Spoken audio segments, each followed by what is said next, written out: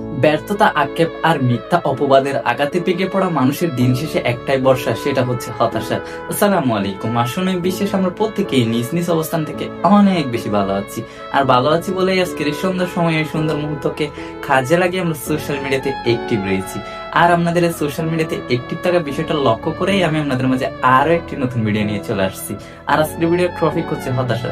দিন শেষে বেঁচে থাকার পরও মরার মতো দুর্বিষহ করে তুলে জীবনটাকে যে জিনিসটা, সেটাই হচ্ছে হতাশা।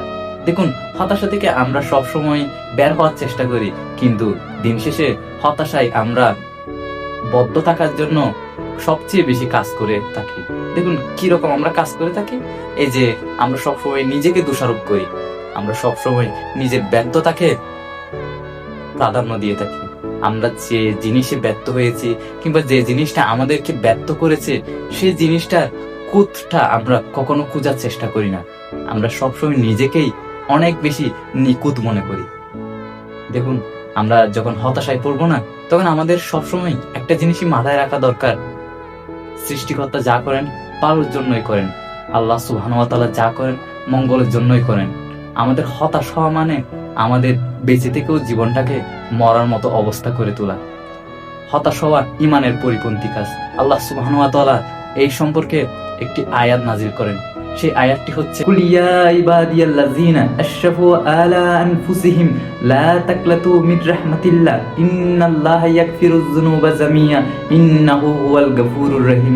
যার বাংলা অর্থ দাঁড়ায়, হে আমার বান্দাগণ, যারা নিজেদের উপর জুলুম করছো, তোমরা আমার রহমত থেকে নিরাশ হইও না। দিন শেষে আমরা নিরাশ হচ্ছি আল্লাহর রহমত থেকে। দেখুন, আমরা হতাশাকে এমনভাবে নিজের মধ্যে জায়গা করে দিয়েছি, যে জায়গাটা পেয়ে হতাশা আমাদেরকে দিন দিন শেষ করে দিচ্ছে।